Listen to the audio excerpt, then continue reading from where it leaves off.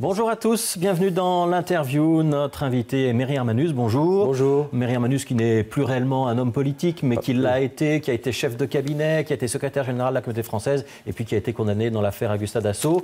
Vous venez avec nous pour évoquer un livre, c'est L'ami encombrant. Peut-être commencer par expliquer le titre, c'est qui l'ami encombrant, c'est vous? C'est moi, absolument, c'est moi l'ami encombrant. J'ai hésité sur deux titres. J'ai hésité sur L'infiltré et mon éditrice a trouvé le titre L'ami encombrant. Je trouve que c'est très bien. Ouais. Qu'est-ce que vous voulez raconter dans ce livre? Ce que j'ai vécu, tout simplement ce que j'ai vécu. C'est toute une époque puisque ça commence en 1969, ça se termine pratiquement maintenant. Et donc j'ai voulu raconter une époque, j'ai voulu raconter les gens que j'ai croisés et pour lesquels, quels qu'ils soient, même ceux qui étaient devenus malheureusement des adversaires, pour qui j'éprouve pour tous vraiment une très très grande tendresse. Alors c'est essentiellement une plongée dans les coulisses, une coulisse de la vie des cabinets, des administrations dans les années 70, 80, un petit peu 90. Voilà. Beaucoup de détails, des situations, on peut dire parfois croquignolesques. Ah, écoutez, la politique est quelque chose d'à la fois tragique et comique. C'est le comique qui peut basculer dans le tragique. J'ai vraiment vécu ça de façon très étroite. Et je pense que cette vie-là n'était pas connue. Cette vie-là, ceux qu'on appelle aujourd'hui de façon chic les Sherpas, nous on était des collaborateurs, eh bien la vie de ces collaborateurs, la façon dont fonctionnait la machine, ceux que j'appelle les soutiers, eh bien cette machine-là on ne la connaissait pas. Oui. Alors vous avez travaillé dans beaucoup de cabinets, hein? Oh, j'ai fait... écoutez, ils sont tellement nombreux. J'ai été chez Irène Pétry, j'ai été chez Les Burtons, j'ai été chez Léon Huré, j'ai été chez Robert Urbain, j'ai été chez Baudson, j'ai été chez Spitals, j'ai été chez Moureau quand il a été ministre-président de la Communauté française. Donc ça fait quand même pas mal de cabinets, pas mal de gens, et tout était passionnant. Est-ce qu'il n'y a pas une règle que théoriquement on tait ce qu'on voit dans les coulisses? Je ne la connais pas. Oui. Je ne la connais pas. Et moi, je trouve quand même que la politique gagne à ce qu'on la connaisse vraiment bien. Il y a évidemment cette volonté aujourd'hui de transparence absolue qui, à mon avis, est extrêmement dangereuse. Mais je pense qu'à un moment donné, il faut savoir raconter ce que l'on a vécu sans tomber éventuellement dans cette transparence absolue qui me paraît très dangereuse. Oui, mais pourtant, vous décrivez des choses pas très reluisantes, des gens qui ont un petit attrait pour la boisson, d'autres un petit attrait pour leur secrétaire. Oui, parce que l'alcool, je fais tout un chapitre sur l'alcool. Ça a été quelque chose de très très important. Très très important. J'ai vu des gens se détruire totalement à cause de l'alcool. Et je voulais en parler. Je donne cette anecdote d'Anatole France et Verlaine. Et j'ai beaucoup aimé des gens qui étaient malheureusement vraiment des malades alcooliques. Mais je trouve que ça valait la peine de le raconter. Ouais, et pourtant, dans l'alcool, vous dites à un certain moment, moi je ne bois jamais, je refusais les whiskies. À l'époque. Et puis, à un autre moment, vous écrivez que vous êtes sorti en titubant d'un endroit place du Sablon. Absolument. Il y a parfois... Non. Ce qui se passait, c'est que Coles et Léon Huré, qui sont deux personnes que j'adorais, m'appelaient leur conscience. Pourquoi? Parce que je ne prenais jamais de whisky et je ne prenais jamais de ce qu'ils appelaient des FGTB, qui était une boisson dont j'ai jamais connu vraiment la mixture, mais qui était terrible. Et qui était rouge, d'où le nom. Elle était rouge, voilà, vous avez peut-être connu ça. Et donc là, ils m'appelaient leur conscience. Mais ça ne m'empêchait pas, à d'autres moments, de participer à des agapes qui étaient tout à fait arrosées, mais jamais avec du whisky. Et donc... c'est vrai qu'il y a là une ambiguïté, mais je trouvais très important de la raconter. Alors, pour ceux qui ont un petit peu de mémoire, vous avez fait partie donc, de ceux qui ont été condamnés dans le procès Augusta Dassault. Et Inusop. Oui. Vous avez eu à l'époque des joutes verbales, notamment avec Guy Spitals, ancien président du Parti socialiste. Oui. Vous avez déjà écrit un ouvrage qui s'appelait L'épreuve. C'est quoi l'avantage de sortir un ouvrage 5 ou 10 ans plus tard? Qu'est-ce qu'on dit de plus? Je raconte plein de choses de plus. Notamment, je raconte... une chose que je veux rappeler, c'est que la Cour européenne des droits de l'homme a condamné la Belgique 2 fois pour ces 2 procès. Tout le monde s'en fout en Belgique, bien entendu. Un procès inéquitable. Un procès injuste et inéquitable, tout le monde s'en fiche. Il y a des pays qui sont beaucoup plus avancés au niveau judiciaire que nous, où vous pouvez vous faire rejuger et où les jugements sont cassés. Oui, mais là, ça n'efface pas la condamnation. Malheureusement, en Belgique, ce n'est pas le cas, et donc tout le monde se fiche de ça. Je trouve ça tout à fait pitoyable. Maintenant, pour dire ce que je ne raconte plus, ce que j'ai raconté en détail dans l'épreuve, mais je te raconte, par exemple, comment est née l'affaire Augusta Dassault. Elle est née parce que je racontais absolument tout ce que je faisais à Moureau, et que Moureau, qui a été dans un état, ce que je comprends très très bien, terrible suite à la mort d'André Coles, faisait des confidences à un policier qui s'empressait. C'est le commissaire Broz, qui est d'ailleurs un type un très chic type, qui s'empressait immédiatement de faire ce qu'on appelle un article 29. Et de là est née la Est-ce que vous en voulez à Philippe Moureau? Et est-ce que c'est à ça que sert ce livre, à régler vos comptes avec Philippe Moureau? Ah, pas du tout. S'il est pris comme ça, je sais que je m'y suis très mal pris. J'en veux à personne. Je vous ai dit, pour moi, le temps qui passe, c'est le temps qui reste. J'ai une très grande sérénité. Je suis un homme plein, malgré la maladie, je suis un homme pleinement heureux. J'ai des bouffées de bonheur permanentes.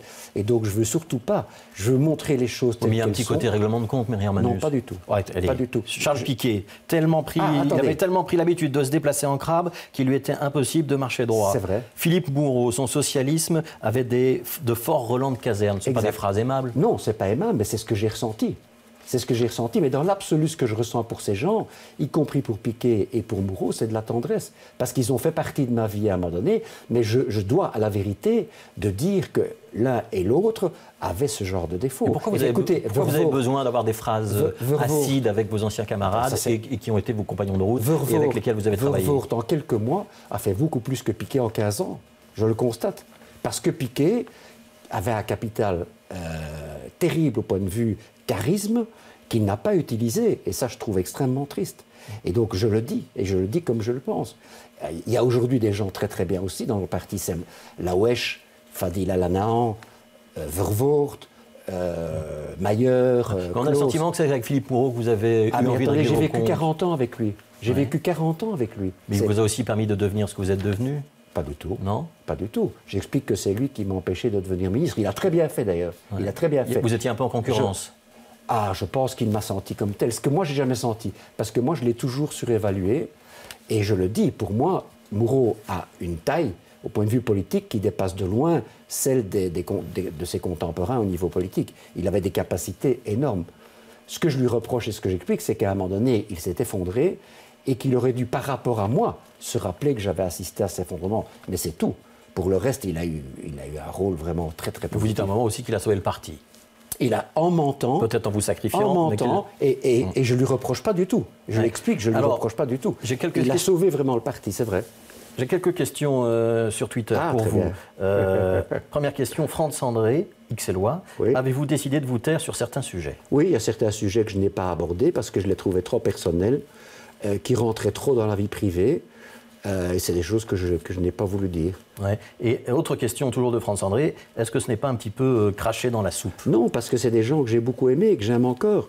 Et donc, cette soupe n'est pas amère. Vous savez, l'amertume, le regret, les remords sont des invités funèbres au banquet de la mémoire. Et donc, moi, je suis un homme heureux, je ne raconte pas ça. Et je n'ai pas perdu tout l'intention. Je l'ai dit à la conférence de presse. Moi, je suis socialiste et je restais socialiste toute ma vie. Donc, j'en veux pas à ces gens. La vie est passée comme ça, la vie est passée, la pièce est jouée, fabula acta est, et c'est terminé, j'en veux à personne. Alors, une question un peu caustique. Black Cat 3D. Cher Méry, ce retour en politique est-il concerté avec l'autre momie FXDD? Il faut comprendre un ancien ministre de la Défense. Est-ce que c'est un duel pour la ministre présidentielle? C'est de l'humour, évidemment. Alors, il n'y a aucune tentative de retour. Derrière cet humour, est-ce que ce n'est pas un petit peu un livre du passé? Mais bien sûr, c'est un livre sur le passé, vous avez tout à fait raison. Mais je voudrais dire... Et donc ce n'est plus la politique d'aujourd'hui? Mais pas du tout, pas du tout. Ni les hommes d'aujourd'hui. Toutes les générations, ça passe très très vite. La vie dans les cabinets a totalement changé. FDD, c'est François-Xavier de Donnenea. Probablement. C'est lui. Ouais. Je veux dire toute l'estime que j'ai pour cet homme. Ouais. Comment ça se fait que vous avez des mots acides ou des pics pour des socialistes et assez peu pour d'autres partis? Le problème, c'est que je les connais, j'ai vécu avec eux, donc je les connais beaucoup mieux. Les gens, les autres, par exemple... J'ai beaucoup d'estime aussi pour Eyskens, mais je les ai très peu connus, donc je ne peux pas commencer à les détailler comme j'ai détaillé ceux avec qui j'ai vraiment vécu de l'intérieur. Ouais. Alors, le dernier chapitre s'appelle... Par exemple, mon fils, excusez-moi de m'interrompre, mais par exemple, le ministre Monfils, j'ai vécu avec lui pendant tout un gouvernement. Je trouve que c'était un homme vraiment excellent, un excellent ministre. Ouais. Alors, il y a plein d'anecdotes, on ne va pas revenir sur toutes les anecdotes dans le livre. Le dernier chapitre, c'est la nécrologie, il a pour titre Nécrologie. Oui.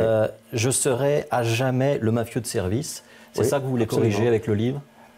C'est ça qui vous a blessé et qui la blessure essentielle de votre existence? Ce qui m'a blessé, c'était... j'ai été nominé, comme on dit, c'est horrible, pour les Pans d'Or. Et il y avait un truc qui se voulait humoristique, qui était d'ailleurs sympathique, pas méchant, mais on passait la musique du parrain. Ça m'a profondément choqué, parce que ça veut dire que jusqu'à la fin de ma vie, je serai le mafieux, et c'est pour ça que je rédige moi-même ma nécrologie. le mafieux qui récoltait de l'argent pour le PS alors qu'il n'y avait absolument pas de corruption dans le chef du PS. Je sais que ça dérange tout le monde, mais ni Moureau, ni Spital, ni aucun des ministres avec qui j'ai travaillé ne m'a demandé de faire le moindre acte de corruption. Et c'est ça ce qui me blesse le plus. C'est qu'on a considéré qu'il y avait corruption et qu'il n'y avait pas. Et donc vous avez mis le doigt dessus. C'est évident que là, c'était un des objectifs majeurs. C'est de montrer qu'il n'y a pas que ça dans la vie. Vous êtes marqué physiquement aujourd'hui, hein, vous combattez une maladie. Merci à la maquilleuse. Ouais. Est-ce que vous pensez que vous aurez corrigé votre image, l'image négative qu'on a eue de vous, notamment à travers les procès? C'est très difficile, ça dépend du nombre de lecteurs. Vous savez que le lectorat en Belgique est une chose extrêmement difficile.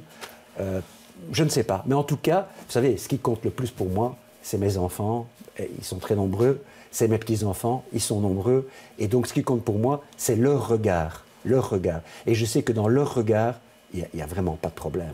On est une famille qui s'aime, et ça, c'est au-delà de tout. C'est pour ça que j'ai d'abord voulu écrire un livre sur le bonheur familial. À compte d'auteur, celui-là.